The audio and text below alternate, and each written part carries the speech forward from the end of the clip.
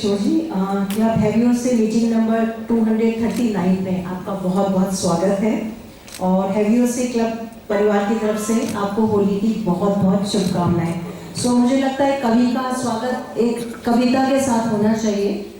सो 4 लाइनें आपके लिए। स्वागत अभिनंदन। लबों पे गीत दिल में जज्बात का दरिया रखते हैं। क्या? लबों पे गीत दिल में जज्बात का दरिया रखते हैं। चलिए स्वागत करते हैं उनका जो शब्दों से मोती पिरोने का हुनर और जज्बा रखते हैं। बहुत बहुत शुक्रिया। सो बातचीत की शुरुआत मैं अपने पहले प्रश्न से करूंगी। सो क्या कवि किशोर अवस्था से ही कवि है या आपने लिखना कब से शुरू किया है? मंजू जी, ये एक ऐसा प्रश्न है कि जैसे हमारे देश के पूर्व प्रधानमंत्री एक्सीडेंटल पीएम हुआ करते थे, मैं भी एक्सीडेंटल कवि वैसे। लगभग 45 की एज तक मैंने कविता का कै भी नहीं लिखा था और मेरे पिताजी जो स्वर्गीय बिहारी शरण पारिक राजस्थानी, ढूंढाड़ी, उर्दू, ब्रज के बहुत वरिष्ठ श्रेष्ठ कवि हुआ करते थे। मेरी मदर एक्सपायर हुई 2004 में, तो वो बड़े दुखी हुए, विचलित हुए, उन्होंने कविता में जाना छोड़ दिया। तो मैंने कहा नहीं, आप ऐसा नहीं करें, सैटरडे संडे मेरी छुट्टी रहती है, मैं आपको ले चला करूँगा। तो उनके साथ साथ जाते जाते ये कविता का कीटाणु मेरे में भी ट्रांसफॉर्म हो गया। तब से फिर मैंने कविताएं लिखना शुरू किया और लगभग 20 वर्षों से मैं निरंतर, तो इस तरह से मैं भी एक एक्सीडेंटल कवि हूँ। Still very inspiring. So ये माना जाता है कि हर इंटेलेक्चुअल का सपना होता है कि वो हमेशा किताबों के बीच रहे, या यूँ कहें तो किताबों से उनका बहुत गहरा नाता होता है क्योंकि किताबें आपको बहुत सुकून देती हैं। तो आपका इस बारे में क्या कहना है? बिल्कुल, मैं जब छोटा था, पिताजी बहुत जबरदस्त जो पाठक थे पुस्तकों के, और उनके लिए लाइब्रेरी से जहाँ जहाँ उनकी पोस्टिंग रही, किताबें लाने का मुझे ही जिम्मा सौंपा जाता था। तो मैं लाइब्रेरी को देखता था, मुझे लगता था कि दुनिया में सबसे श्रेष्ठ काम ये है, इतनी अच्छी किताबें, लाखों जो विद्वान लेखक हैं, कवि हैं, और उनकी किताबें हैं, तो उनकी आत्माएं भी वहाँ बसती होगी, तो अपन को तो यही बताएं। तो तब से छोटे बाल मन को ईश्वर सुनता है और उन्होंने मुझे अल्टीमेटली लाइब्रेरियन बना दिया। और पुस्तकों के लिए, पुस्तकालय के लिए मैं कहता हूँ कि पुस्तकालय से बढ़कर न कोई आलय, जैसे भी आपने कहा, पुस्तकालय से बढ़कर न कोई आलय, ज्ञान की मंदाकिनी का यह हिमालय, और सिद्ध जिनको इष्ट है इन पुस्तकों का, देह उनकी देवनगरी मन शिवालय। बिल्कुल सही, आपने इसको अपने लाइनों में पिरो दिया है, इस भाव को। सो ओटीएस जो कि राजस्थान सरकार का सर्वोच्च सिविल सेवा का प्रशिक्षण केंद्र है, वहाँ पे आप हेड लाइब्रेरियन हैं जैसा कि आपने बताया है। तो वो सफ़र आपका कैसा रहा और वहाँ का कोई ऐसा खास किस्सा जो आप सबके साथ साझा करना चाहें? एक्चुअली क्या है कि जब हम कोई इच्छा करते हैं, मैंने बात बचपन में इच्छा की थी, उसके बाद हो सकता है मेरी इच्छाएं बदल गई हो, लेकिन उस ईश्वर ने तो उसने ठान लिया था कि इसको लाइब्रेरियन बनाना है। उसके लिए मैंने कभी अप्लाई नहीं किया, लेकिन एम्प्लॉयमेंट एक्सचेंज से स्वतः ही मेरे पास इंटरव्यू का वो कॉल आया। लगभग 80 उसमें हम लोग कॉम्पिटिटर थे, उसमें ग्रुप डिस्कशन करवाया उन्होंने, रिटन पेपर लिया और इंटरव्यू किया। तो उस तरह से करके मेरा उसमें सिलेक्शन हुआ। लेकिन रोचक बात यह है उस घटना कि वहाँ मेरे एक रिलेटिव दूर के सर्विस किया करते थे, और जितने भी पार्टिसिपेंट और थे कॉम्पिटिटर मेरे साथ, उन सबको जब बाद में पता चला कि सिलेक्शन इसका हुआ, इसके कोई रिश्तेदार यहाँ हैं, तो उन्होंने उसको इश्यू बना के और मेरा अपॉइंटमेंट लेटर जारी होने से पहले ही उन्होंने अखबारों को छाप दिया, और नेक्स्ट डे मैंने ज्वाइन भी नहीं किया था, पेपर्स में छप गई। तो मैं बता रहा हूँ कि किस तरह से ये होता है। फिर मुझे मेरे डायरेक्टर ने बुलाया, बोला आपने अप्रोच किया था। मैंने कहा सर अप्रोच छोड़ के मैंने तो अप्लाई भी नहीं किया आपके यहाँ, और स्वतः ही मेरा उसके बाद एक इंक्वायरी में थी, पूरा उस पर हुआ, और 3 दिन बाद ही तुरंत मुझे वहाँ ज्वाइन करा दिया गया। तो मैं सब मानता हूँ कि ये सारा विधि का लेखा जोखा है। इस तरह से मुझे लाइब्रेरियन बनना कैसे हो गया। So, शिद्दत से आप जो चाहते हैं कायनात आपका जी जी, कायनात कहते हैं ना कि जब आप मन से कोई कामना करते हैं तो पूरी कायनात आपका साथ देती है। Very well said. सो कहते हैं कि जब पहली कविता लिखी जाती है तो उसके पीछे कोई ना कोई प्रेरणा रहती है, तो वो प्रेरणा क्या थी, और हम चाहेंगे कि अपनी पहली कविता के कुछ अंश आप हमारे साथ शेयर करें। पहली कविता आपने कि जब मैंने कविताएं लिखना शुरू किया तो चूंकि मेरे काव्य गुरु मेरे पिताश्री रहे, उनके साथ मेरा जाना होता था और फोर्सफुली मैंने कविताएं लिखना शुरू किया। मन में कुछ ऐसा आता नहीं तो मैंने उनसे पूछा कि बाबूजी विषय तो बताओ आप। तो वो बोले कि बचपन में जब तू नर्सरी या पहली दूसरी में था तो जब तूने अक्षर ज्ञान लिया तो कौन सी चीज पढ़ी होगी। तो मैंने कहा मुझे ध्यान आ रहा है गाय का एक निबंध था, गाय माता है और ये छोटे छोटे शब्दों के अंदर। तो बोले वहीं से तू शुरू कर। और मैंने पहली कविता जब लिखी तो मैंने गौ माता पे लिखी। मैं उसका दर्द देखा करता था और वो लिखे। आप कहें तो मैं नहीं बिल्कुल शेयर कीजिए। उनके एक दो बंद आपको मैं सुना देता हूँ छंदों में, क्योंकि पिताजी छंदों के बहुत जबरदस्त वो थे। ऐतुकांत कविताएं, मतलब वो कहते थे कि इसमें यहाँ छंद नहीं, लय नहीं, ताल नहीं, वो क्या कविताएं हैं। और हम सब जानते हैं कि जितने भी ग्रंथ हैं, रामायण हो, महाभारत हो, वेद हो, पुराण हो, सभी में श्लोक, छंद, सब छंदमय है। और हम स्मरण में भी वही चीज, आज भी आप बचपन की कोई कविता याद करोगे तो आपको वही याद आएगी। इसीलिए वो मंत्र है। तब से मैंने कोशिश की कि मैं भी उन्हीं के मार्गदर्शन पे चलूं, छंदों में लिखूं। तो गाय पे मैं एक कविता आपके बीच में रखता हूँ। उससे पहले मेरा परिचय काफी कुछ दिया। मेरा छोटा सा मैंने एक विजिटिंग कार्ड बना रखा है, तो मैं आपके बीच में वो रख के कि चाहे बुढ़ापा घेर ले, जैसा आपने इंट्रोडक्शन में कहा, चाहे बुढ़ापा घेर ले या करे बीमारी जोर, मैं किशोर हूँ, उम्र भर रहना मुझे किशोर। क्या बात है, बहुत खूब। और जो मेरी जयपुर की पहचान है कि नाम से तो हूँ किशोर, रट मुरादे नित्य भोर, श्रोता बंदे हो विभोर, कविता की ढोर में। कोई कहे वंस मोर, कोई कहे करे बोर, कोई लेता है हिलोर तालियों के शोर में। तो जयपुर में निवास गोविंद का मैं हूँ खास, होता न कभी उदास दुख घन घोर में। और शार जैसे हरिदास भरे ज्ञान का प्रकाश, सीखने की सदा प्यास बावले की शोर। मैं गाय का एक दो छंद आपके बीच में रखता हूँ, क्योंकि मैं सामाजिक सरोकारों से जुड़ा हुआ हूँ। भटक रही गली गली पॉलीथीन खाती खाती, नदी नाले दूध के जो पोथियों में बह गए। और कट रही गाय आज कमेलों में झुंड झुंड, गौ प्रेम क्षेम सब आंख मूंद सो गए।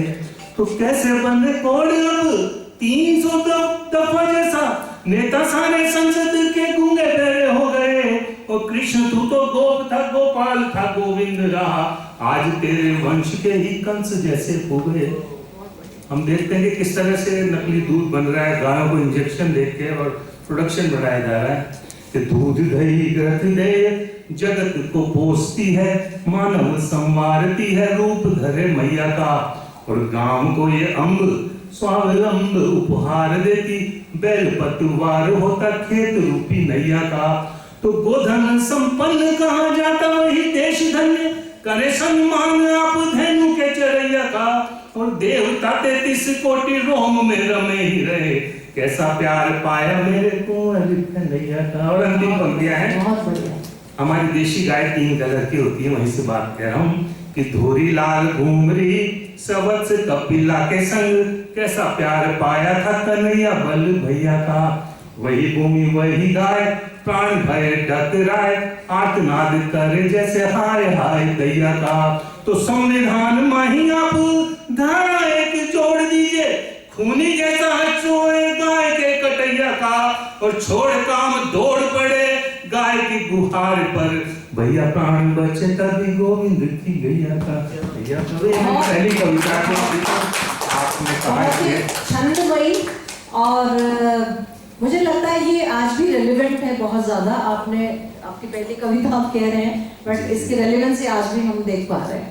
बहुत बहुत खूबसूरत। तो देखिए पहली ऐसी तो बाकी तो गुरु हमारे पिताजी थे, तो मैं कच्ची पक्की लिखता था, उनके पास रखता था, उनको ठीक कराते थे, इसलिए मैं ये मानता हूँ कि उनकी छाया भी इस कविता में कहीं कहीं है। बट भाव बहुत सुंदर थे इसके। तो हमारी रिसर्च टीम ने बताया कि आपके पिता ढूंढारी के प्रसिद्ध कवि रहे हैं। जी जी। तो उनके बारे में कुछ बताएं, और चूंकि होली का मौका है तो होली पर उनकी एक आधी कविता हो जाए। बिल्कुल साहब। मेरे पिताजी स्वर्गीय बिहारी शंकर जी पारिक जी का भी 2022 में देहावसान हुआ, और मृत्यु पर्यंत तक वो हास्य व्यंग और सभी तरह की कविताओं में, लेकिन उनका ये कहना था कि जिंदगी में हास्य व्यंग बहुत जरूरी है, इसलिए परिहास ये होना चाहिए। हम कहीं भी जाएं, हम चाहे माला नहीं ले जाएं, फूल नहीं ले जाएं, लेकिन कुछ ऐसा ले जाएं कि सामने वालों के चेहरे पर मुस्कान अवश्य आ जाए। तो ये मेरा भी बाद में मेरी कविताओं में मेरी कोशिश रही। तो वो उनकी एक पुस्तक है, मैं आज लेके भी आया हूँ। ये पुस्तक है रमझोल, जो कि हमारी ढूंढारी बोली की है। आप इजाजत दें तो इसमें से एक उनकी कुछ अंश वैसे ही बोल देता हूँ, पूरी कविताएं तो याद नहीं, लंबी कविता लिखते थे पिताजी। और वो उनका एक दोहा था, जब वो बुजुर्ग काफी हो गए, कि मुंडे बत्ती सी चढ़ी, मुंडे बत्ती सी चढ़ी, काना चढ़ी मशीन, और आंखा पे चश्मों चढ़ियो दिखे एक का तीन। वृद्धावस्था में स्थिति हो जाती है, तो किसी कवित्री ने मजाक कर ली, भाजी आपको तो 3-3 अम्माएं भी दिखती होगी। फिर हमारे पिताजी ने जवाब दिया, हाँ हाँ दिखती है 3-3 अम्माएं, लेकिन उनके साथ ये 12 जो है ना, ये भी दिखते हैं। हम 4 बहन भाई हैं। तो हास्य परिहास उनकी सब बातों में था। उनकी एक रचना है, हमारा जो ये बफर सिस्टम है मंजू जी, उस बफर सिस्टम पर उन्होंने लिखे, तो उसकी 4-5 पंक्तियां आपके बीच में रखता हूँ कि सुनजो हमें काई बीती, एक बार बफर का खाना में। सुनजो हमें काई बीती, एक बार बफर का खाना में, तो पहले जोड़ा लागे छी, सारा गावा सातू जाता में, मोटार लुगाई जी में छा, गिनती छी नहीं हजारा में, अब प्राचीन रिवाज लुप्त होगा, सब ऊँठा जूठा खावे छे, नयो रिवाज बफर को छे, काई छे ऐसा बखाना में, सुनजो मामे काई बीती, एक बार बफर का खाना में। क्या बात, बहुत बढ़िया। उसमें उन्होंने ऐसी व्यंजना की है इस बफर के खाने की, कि कुर्सी पे कूला टेके छे पर दी के सबने स्टाला। कुर्सी पे कूला टेके छे पर दी के सबने स्टाला, छाने सी कवे इशारा में जो चालो मुंडी ने चाला। तो प्राचीन रिवाज लुप्त होगा, सब ऊँठा झूठा खावे छे, नयो रिवाज बफर को छे, काई छे ऐसा बखाना में, सुन लो मामे काई बीती, एक बार बफर का खाना में। तो ये लंबी कविता है, और उसका कुछ अंश मैंने पिताजी को सुनाया। बहुत सारी उनकी ऐसी आश्चर्य की कविताएं हैं, जो कि वो जन कवि के रूप में विख्यात थे, और कवि सम्मेलनों में बड़े उनको हजारों के संख्या में लोग बात सुनाए। बहुत सुंदर, बहुत सुंदर। सो श्री राधे आपकी एक बहुत प्रिय, आपका लोकप्रिय भी कॉलम रहा है, तो उसके बारे में कुछ बताया। मंजू जी, श्री राधे एक, मैं कहता हूँ कि नारी सशक्तिकरण की यदि बात की तो सर्वोच्च उस पर हम हमेशा सीताराम बोलते हैं, राधा कृष्ण बोलते हैं, पार्वती का नाम शिव से पहले लिया जाता है। तो मैंने जब रचनाएं शुरू की, मैंने कृष्ण पे छंद लिखने शुरू किए, हिंदी में, राजस्थानी में, सब में। और मेरी पहली जो श्रोता मेरी धर्म पत्नी हुआ करती है साहब, तब भी थी, अब भी थी। तो मैं जब भी छंद उसके सामने रखता तो वो अक्सर ये कहती कि मजा नहीं आया। मैंने कहा क्यों? श्री कृष्ण के छंदों में मजा नहीं आया। मैंने कहा क्यों? बोले कि जब तक इसमें राधा नहीं है, तो क्या राधा के बिना तो श्याम अधूरे हैं, कृष्ण अधूरे हैं। तो ये करीब 15 साल पुरानी बात है, लगभग 2011-12 के आसपास की। तो मैंने संकल्प किया कि रोज सुबह उठ के मैं 4 पंक्तियां जो भी लिखूंगा, उसमें हर पंक्ति में श्री राधे आएगा। और काफी लंबे समय तक 2023-24 तक मैं अनवरत रूप से एक छंद श्री राधे मैंने लिखा, और श्री राधे ने सोशल मीडिया पर डाला, पूरे देश पूरे विदेश सभी जगह श्री राधे फैम के नाम से मेरी पहचान बनी। तो मैं ईश्वर को धन्यवाद दूं, उससे पहले धर्म पत्नी को भी मैं धन्यवाद देता हूं। तो ये इस तरह से करके इसके पीछे की कहानी है। आप इजाजत दे तो पहले 2 कृष्ण के छंद सुना दूं मैं आपको राजस्थान में, फिर श्री राधे, उसके बाद बने ना। तो गोविंद जी का स्मरण रखें आप और सुनिएगा कि माँ को कानो सगला ब्रह्मांड का नजारा में छे, सूरज चांद तारा का उजारा में भी कानो छे। थोड़ी तालियां वालियां भी देते रहे। हम क्या मंचीय कवि हैं, जैसे शादी की घोड़ी जो होती है नाचने से पहले घोड़ियों आके नहीं होता, वो ढंग से नाचती है। आप ये सारा करते हैं बजेगा। So, या ख्याल रहे का वातावरण बना के होली का कभी माहौल। श्रोता है यार, तो थोड़ा ध्यान रखें आप please। निश्चित रहिए, हम सब बराबरी हैं आपको। आपके आदेश की प्रतिक्रिया नहीं आदेश से नहीं साहब, मैं चाहता हूँ सत्य प्रेरित होकर कि मैं कहता हूँ कि होली खेलो प्रीत से, हिल में डालो रंग और हो जाओ मद मस्त जो नशा चढ़ातीपन। आज आपका जो ये क्लब है, क्लब हैव योर से, निश्चित रूप से आज मैं अपने मन की बात आपके समक्ष रख रहा हूँ। तो मैं कहाँ था, कृष्ण के छंद पे मेरी बात चल रही थी। मैं बैठक जाऊँ तो थोड़ा मंजू जी मुझे वापस ट्रैक कराए। कोरोना के बाद से ये स्थितियाँ होने लगी कि माँ को कानो सगला ब्रह्मांड का नजारा में छे, सूरज चांद तारा का उजारा में भी कानो छे। मेरी आवाज आ रही है पीछे तक? आए नहीं आए सब शादी बात इतनी निकल पा रही है कि माँ को कानो सगला ब्रह्मांड का नजारा में छे, सूरज चांद तारा का उजारा में भी कानो छे। भूख में छे, प्यास में छे, थाकी माकी सांस में छे, रास में विलास में उल्लास में भी कानो छे। तो धरती और व्योम में छे, एक एक कौम में छे, लोम अनुलोम और विलोम में भी कानो छे। पत्थर और मोम में छे, अगन और होम में छे, नाद ब्रह्म ओम रोम रोम में भी कानो छे। और कहाँ का ऐसा कि शारदा की वीणा में यशोदा माँ का धीना में छे, भाईला सुदामा का चबीना में भी कानो छे। और राग मल्हार में गजराज की पुकार में छे, सरगम का चढ़ाव और उतार में भी कानो छे। तो द्रौपदी विलाप में छे, गोपिया का विचाप में छे, सूरदास पद की अलाप में भी कानो छे। और राधिका की प्राण प्रिय बांसुरी की तान में छे, बावड़ा किशोर का इंगान में भी कानो छे। बहुत ही तो धर्मपत्नी के ताने से साहब, जैसे तुलसीदास जी ने रामायण लिखी, वैसे मैंने अपना ये श्री राधे ग्रंथ जो अभी छप के भी आ रहा है उसकी शुरुआत हुई। और हर रोज का अलग अलग छंद, 5-7 छंद आपके बीच में रखता हूँ। होली से शुरू कर दें तो ज्यादा ठीक रहे कि श्याम सका संग लेकर टोली श्री राधे, श्याम सका संग लेकर टोली श्री राधे, भर अबीर रंग रंग की झोली श्री राधे। कसम तुम्हें अब के आ जाना जयपुर में, खेलेंगे जयपुर में होली श्री राधे, खेलेंगे जयपुर में होली श्री राधे। और हमने अक्सर कहते हैं कि साहब आप रंगों की होली न खेलें, गीली होली न खेलें, पानी बचाएं। तो मैं थोड़ा इसके पक्ष में नहीं हूँ, तो मैं कहता हूँ कि क्यों ना भीगे चूनर चोली श्री राधे, क्यों ना भीगे चूनर चोली श्री राधे, शराबोर क्यों ना हम जोली श्री राधे। एक दिवस तो आता है पिचकारी का, फिर क्यों खेले सूखी होली श्री राधे, फिर क्यों खेले सूखी होली श्री राधे।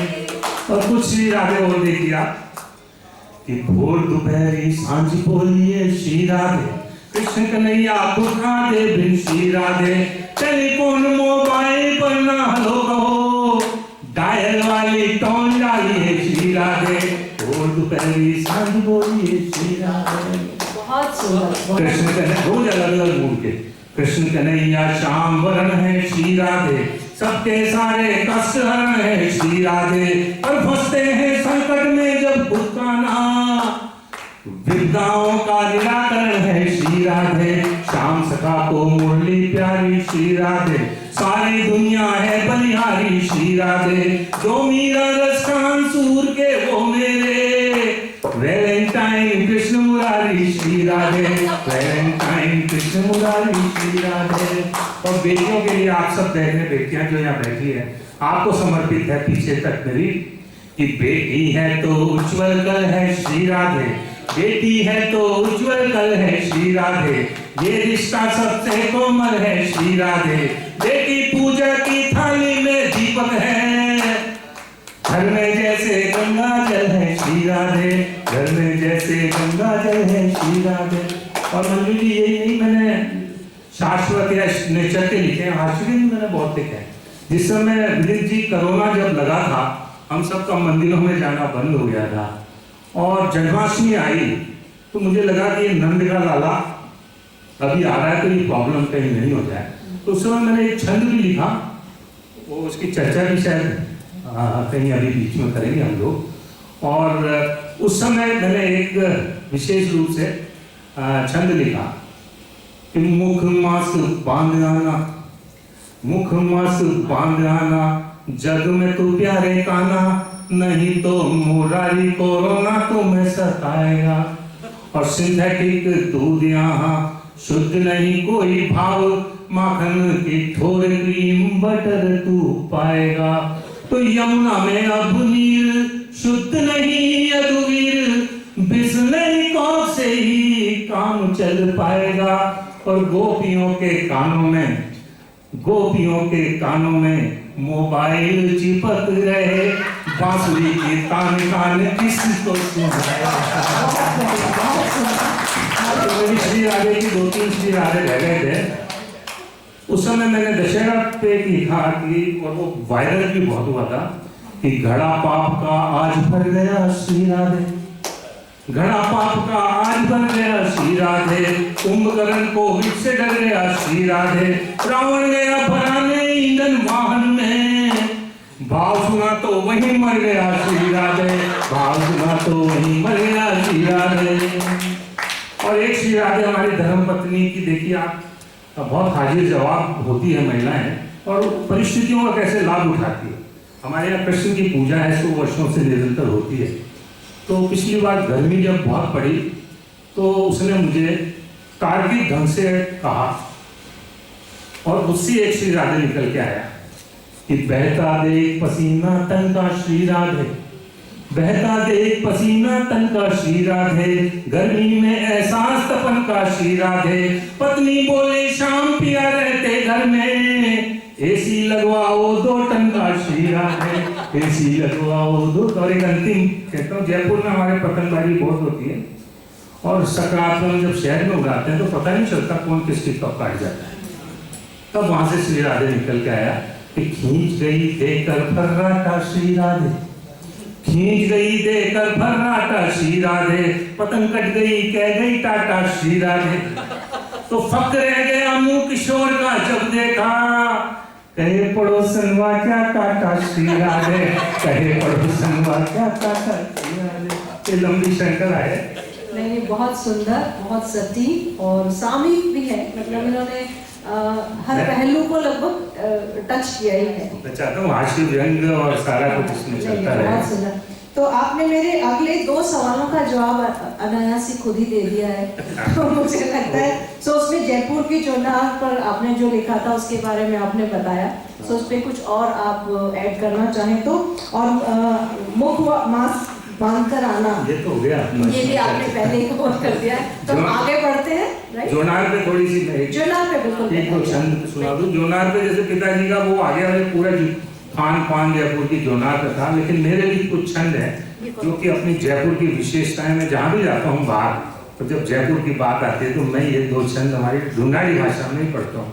और आप आश्चर्य करेंगे, मैंने गुवाहाटी में पढ़ा, गोवा में पढ़ा मैंने, जहाँ राजस्थानी समझी जाती है क्योंकि हिंदी से मिलती जुलती है, वहाँ इनका काफ़ी अच्छा रिस्पॉन्स मिला, बहुत अच्छा स्वागत हुआ। तो जयपुर की थोड़ी सी रंगत और पंगत और ये जो जोनार की बात हम लोग कर रहे हैं, आपने भी आते ही सब ये जयपुरी हैं मुझे लग रहा है, आते ही सब आपने खान पान का विशेष रूप से ध्यान रखा है। नीचे बहुत बढ़िया हमने ब्रेकफास्ट बोलते हैं, उस समय तो हम लोग कलेवा बोलते थे कि लाडू घेवर फीनी है, लाडू समझ तो आ रही है नहीं आपको, और आएगी भी क्यों नहीं, आप कौन से सब लंदन या अमेरिका से कि लाडू घेवर पीणी चे कचोरी चे मसालेदार मूंग थाल मोती पाक मक्खन बड़ा जोर का, ये सब हमारी ट्रेडिशनल मिठाइयाँ थी। कि लाडू घेवर पीणी चे कचोरी चे मसालेदार मूंग थाल मोती पाक मक्खन बड़ा जोर का, और रंगत कमाल की चे हाथी घोड़ा पाल की चे रचे अंडम मेरा खूब तीज का गणगौर का। तो जयपुर रचे अंडम मेरा खूब तीज का गणगौर का, तो गोविंद सो चित चोर जयपुर में रचाई ठोर, काई न बखान करूं मैं जूता चोर का, और बात कहूं ताजी कविता या गाड़ी बाजी, श्रोता सुने हो राजी कविता किशोर का, श्रोता सुने हो। और क्या क्या है हमारे जयपुर की विशेषता कि रतन का कारोबार, ज्वेलर्स इंडस्ट्री पूरी दुनिया में जयपुर की, रतन का कारोबार पर माँ को अधिकार, ढूंढाड़ी छे रसदार बिहारी की ठोर छे, और रंगत गुलाबिया हिंदू सिख चाहे मिया, जग में अनूठो माँ को जयपुर सिर मोर छे। तो ढूंढ लियो थे घूम जयपुर जैसी नहीं धूम, दाग चढ़े हुजूम पतंगा को जोर छे, कदे ढील कदे खेच कावे का लड़ाऊं पेच, आशीर्वाद चावे खासे जो कभी किशोर से। तो सारी मिठाइयों के नाम ज़हन में आ गए। तो मुझे लगता है कितनी ही विदेशी मिठाइयाँ आ जाए, विदेशी मिठाई में होती है मैदा बेस्ड जो होती हैं, लेकिन आज भी मिठाई का जब नाम आता है तो वही लड्डू पेड़े और वो शादियों के लावने और ठोर दिमाग में आ जाते हैं। तो आपने बहुत सही मतलब शादी की मिठाई में इतना आनंद नहीं आता, उतना 5-7 दिन बाद जो लावना आता है हम उसको सूखा पाका बोलते हैं उसको खाने में जो आनंद आता है उसका स्वाद अलग मुमताज भी याद रखे। बिल्कुल। सो होली का माहौल है और इसमें यदि हास्य व्यंग का होना बहुत लाजमी है, होली का है तो हास्य व्यंग। तो आपकी एक पुस्तक प्रकाशित हुई है हास्य के हिलोरे, जो शायद आप कैरी कर रहे हैं आपके साथ, तो उसके बारे में थोड़ी चर्चा हो जाए और इसमें से कुछ रचनाएं भी आप यदि सुना सकें तो। बिल्कुल सर। मेरी ये तीसरी पुस्तक थी हास्य की हिलोरे। तो अक्सर कहते हैं कि हिलोर शब्द क्यों काम में लिया, आपने भी चर्चा की थी। तो हिलोर जब उठती है, चाहे समुद्र में या मस्तिष्क में या कविता में, लहरों का क्रम हिलोर की भांति गति यति लय ताल सब में निर्धारित करता है। इसी तरह जब कवि के मस्तिष्क में कोई बात हिलोरों के रूप में उठने लगती है तो वो शब्दों में पिरोके और उन जो लहरों को शांत करके और अपने उसमें ढाल लेता है, तो वो उस तरह के कुछ हिलोरें मेरे मन में भी उठी और उनको मैंने इसमें हास्य की हिलोरों में लिया। मैं अक्सर क्या करता हूँ कि मंच का संचालन बड़े बड़े कवि सम्मेलनों में किया करता हूँ, तो उनमें छोटी छोटी कविताएं जब मैं कवियों को आमंत्रित करता हूँ तो मैं बुलाने के लिए 4-4 पंक्तियों के लिए, तो उसमें हास्य व्यंग होता है। तो वो हास्य व्यंग जो है इसके अंदर वो कलेक्शन के रूप में जो है, या मेरी ये जो हास्य व्यंग की कुछ कविताएं अभी आप सुन रहे हैं, ये तो इस तरह से करके इस किताब का ताना बना बुना। वरना मैं मूल रूप से एक कवि हूँ और कवि में भी एक सामाजिक सरोकार की मेरी कविताएं विशेष रूप से होती है। तो आपने कहा कुछ हास्य व्यंग की कविताएं, वो मैं आपके बीच में रखता हूँ। कुछ कविताएं आपके बीच में रखता हूँ कि जैसे आज का दौर जो चल रहा है सोशल मीडिया का है, विशेष रूप से कोरोना के टाइम पे तो हम सब सिमट के कमरों में हो गए थे। तो ये कविता मेरी जो थी 4 पंक्तियों की है कि मिलन फेसबुक पर हुआ, ट्विटर पर रोमांस। मिलन फेसबुक पर हुआ, ट्विटर पर रोमांस, और यूट्यूब पर किया म्यूजिक के संग डांस। और क्या करते साहब, वो कोई चारा तो था ही नहीं। मिलन फेसबुक पर हुआ, ट्विटर पर रोमांस, यूट्यूब पर किया म्यूजिक के संग डांस, म्यूजिक के संग डांस वही गए दोस्त मिलाए और बिन देखे भाले ई दुल्हन ले आए। बिन देखे भाले ई दुल्हन ले आए, तो क्या किशोर कविराय भाग्य में गोली दागी और दूल्हा रोता छोड़ मार ले दुल्हन बागी। ये परिस्थितियां कभी कभी हो जाती हैं। लुटेरी दुल्हन। और हम लोग जयपुर में देखते हैं, मेरी क्या है पोइट्री जो है सब जो है मतलब अकस्मात परिस्थितिवश जो है वो कविताएं मेरी हुई है। अभी मेरी धर्म पत्नी कल परसों ही गई वहाँ पर गोविंद देव जी के मंदिर में, अभी फाग उत्सव में, मैंने इसमें शेयर भी किया है मेरे सोशल मीडिया पर, आप देखेंगे। तो वहाँ पे क्या था कि वो जब लौट के आई तो उसकी चप्पल गायब, और चप्पल गायब हुई सो हुई, बहुत माथा मोड़ी करके वो सोची कि चलो कोई जो ले गया वो अपने को छोड़ गया होगा। तो उसने जब ढूंढी वहाँ पर तो वहाँ एक पाँव की एक जगह नहीं मिली। बहुत चालाक होते हैं हमारे जितने भी भक्तगण जाते हैं, तो अपने एक वहाँ बोलेंगे एक वहाँ बोलेंगे।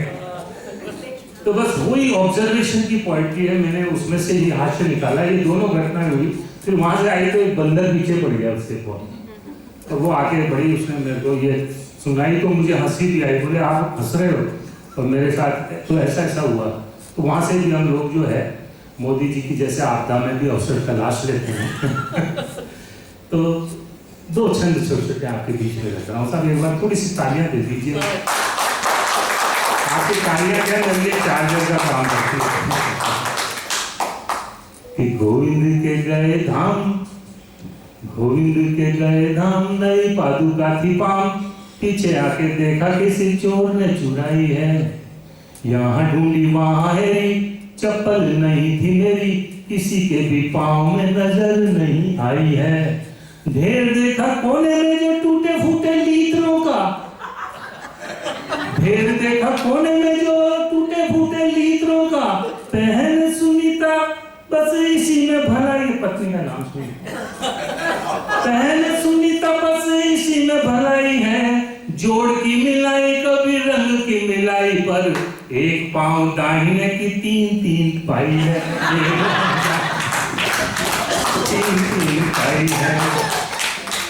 और साहब उसके बाद एक बंदर वाली घटना हुई कि तो आप सबके साथ भी कभी कभी हुई होगी। वृंदावन में गया तो मेरा चश्मा ही ले जाएगा और सब बड़ी मेहनत की उसको, जब हमने फ्रूटी और कुछ ऐसे दिए तब जाकर उसने ऐसे फेंक दिया उस चश्मे को जैसे अपने अशोक वाटिका में लंका में बजरंगबली ने मुंदरी गिराई थी सीता जी के सामने।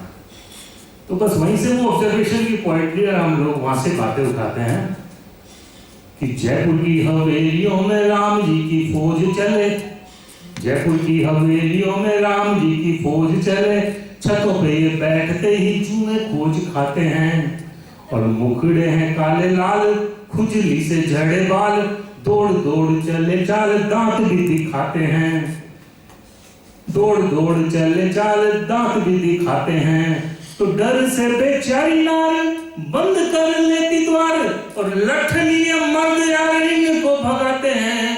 कभी वस्त्र जूतियों को फाड़ते हैं, फेंकते हैं, जैसे बजरंग बली मुंदरी गिराते हैं, जैसे बजरंग बली मुंदरी। तो ये ऑब्जर्वेशन की पोइट्री है, यहीं से हम लोग हास्य निकाल लेते हैं। कई बार हमसे पूछा जाता है मंजू जी कि आप कवि लोग कैसे हास्य कर लेते हैं, कैसे कविता कर लेते हैं। तो मैं यही कहता हूँ कि जहाँ आप सब लोग, हम सब लोग या पूरी दुनिया हर चीज को देखती है, हर घटनाओं को देखती है, लेकिन हम कवि लोग ठिठक कर उस पर दृष्टि डालते हैं और वही हमारा दृष्टिकोण बन जाता है। तो बस वहीं से वो कविता निकलती है। और कुछ छोटी छोटी कविताएं आपके बीच में और रख देता हूँ कि जैसे हमारे राजस्थान में पशु मेले बहुत भरते हैं, हरियाणा में भी भरते हैं क्योंकि पशु प्रधान अपना प्रदेश है। पुष्कर में भी शायद, पुष्कर में भी, हाँ बिल्कुल। तो साहब एक छोटी सी उसकी घटना है कि काणी भैंस बेचने ताऊ, काणी भैंस बेचने ताऊ पशु मेले में गया फरक के, हरियाणा का जगह है ना, बहुत बड़ा पशु मेला। कि काणी भैंस बेचने ताऊ पशु मेले में गया फरक के, ग्राहक बोला काणी पाड़ी मांग रहा क्यों इतने टक्के, ताऊ हंसकर बोला भाई तू क्यों इसकी आंखें ताके। विदित जी सुनिए कि ताऊ हंसकर बोला भाई तू क्यों इसकी आंखें ताके, अरे तुझे दूध पीना है इसका या करने हैं नैन मटके। तो हास्य कहीं से भी हो सकता है। एक छोटी सी घटना मुझे याद आ गई हास्य की। मेरा पड़ोसी है जगदीश, उसका नाम आप में से किसी का हो तो फिर आप लोग पढ़ रहे हैं। तो परिस्थिति कैसे पैदा होती है हास्य की, आप देखिए। मुझे एक काम पड़ा, वो मेरे ऑफिस में भी काम करता था, तो मुझे काम पड़ा, मैं शाम के टाइम उसके घर पहुंचा, उसकी धर्म पत्नी को मैंने आवाज़ लगाई, टक टक टक किया मैंने, और वो बाहर आई। मैंने कहा भाई जगदीश जी हैं क्या? बोले भाई साहब, मारवाड़ी बोलते हैं हम तो, भाई साहब आला आया कौन है? तो मुझे काम था इसलिए आने वाले हैं, तो मैं खड़ा हो गया वहाँ जाके। इतने में मैं देखता हूँ जगदीश जी आए हैं, प्रवेश किया, उनकी बहुत हालत खराब, उनके कपड़ों पे मिट्टी लगी हुई है, बाल उनके खड़े हुए हैं, बदहवास से उनकी स्थितियाँ मैं देखता हूँ। सोचा कि कुछ अनहोनी हो गई, और जब उस अनहोनी का पता चला तो कैसे उसमें से हास्य निकलता है। आप देखिए कि माँ को पड़ोसी जगदीश हाँफतो सो भागतो सो घर आयो, माँ को पड़ोसी जगदीश हाँफतो सो भागतो सो घर आयो, रास्ता को किस्सो घर वाली ने सुनायो, कहीं जहाँ काज में आगे छो तो रास्ता में 3 कुत्ता, बेचारे के कुत्ते पीछे पड़ गए। आज मैं आगे छू तो रास्ता में 3 कुत्ता आए थे। मैं बच्ची ने भी बात काट के माँ को कहा, माँ मेरा ड्राइंग बॉक्स कहाँ है? माँ ड्राइंग बॉक्स लेने चली गई, ड्राइंग बॉक्स ढूंढ के लाके उसको दिया, लेकिन उसको चिंता थी इसलिए आगे पूछा, हाँ बताओ कहाँ हुई हो? तो आज मैं आगे छू तो रास्ता में 3 कुत्ता। इतने में छोरे ने बात काट दी कि माँ मारो बल्लो घोड़े से। तो माँ जोर से चिल्लाई, छोरा छोरा पे चिल्लाई कि बेवकूफों पहले कुत्ता की बात को सुनने वाले। तो हास्य साहब कहीं से ही पैदा हो सकता है, उसके लिए कुछ जाने की कहीं जरूरत नहीं। अब देखिए उसके साथ तो ये हादसा हुआ, हम सब हंस रहे हैं।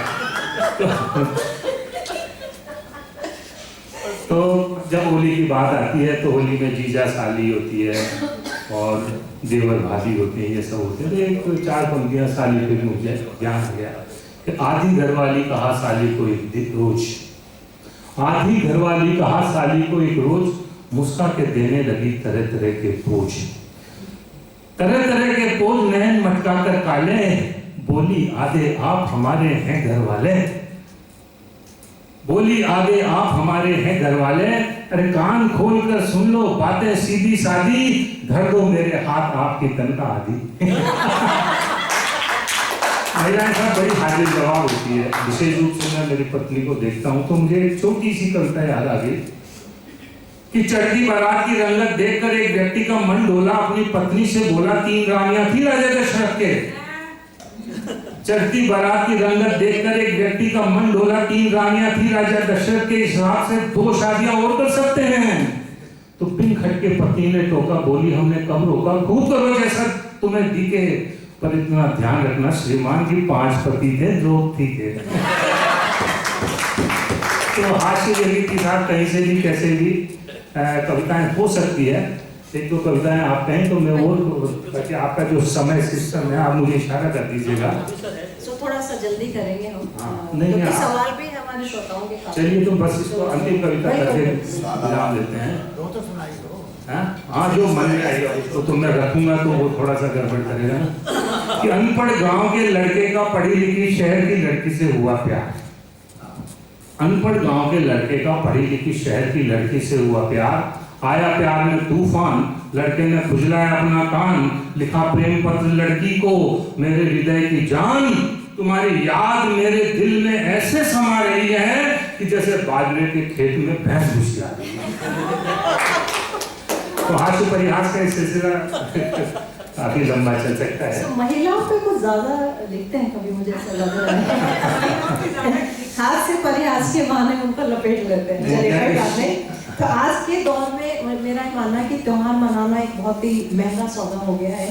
सो मेरा आखिरी सवाल है आपसे, तो हमने सुना है महंगाई पर भी आपने कुछ छंद लिखे हैं, सो यदि क्विकली वो भी शेयर कर सके। महंगाई तो काफी लिखे, छंद सुनाया भी मैंने, वो रावण वाला जो पेट्रोल भरवाने गया तो वो भाव सुन के वही मर गया, और भी कोई है तो महंगाई तो आगे बात है। मतलब मेरे सारे आगामी सवालों के बिल्कुल बिल्कुल सारे छंद और सब मुझे लगता है कवि वही है जो हर स्थिति और परिस्थिति में कोई छंद या कोई 2-4 लाइनें तुरंत लिख दे। तो ये आप लोगों की खूबी होती है। ये सब ईश्वर प्रदत्त शक्ति है। वो जब तक हम वो नहीं लिख पाते हम लोग एक अक्षर भी अक्षर भी, कई बार कविताएं उतरती हैं हम इतना फास्ट लिख लेते हैं और आश्चर्य होता है। मैं जब खुद पढ़ता हूँ अपनी कविताएं, यार किशोर तूने तो ये सब चीजें पढ़ी नहीं, कहाँ से आ गई।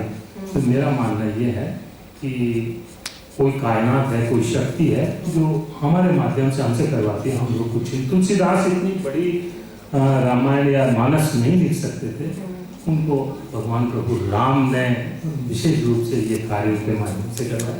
तो हम भी ये छोटा सा ये प्रयास। तो आपने बातों ही बातों में कह दिया कि श्रोता जो है उनकी तालियों की गड़गड़ाहट आप लोगों को बहुत प्रोत्साहन देती है। तो सबसे गुजारिश है कि वो तालियों का भाव हो जाए।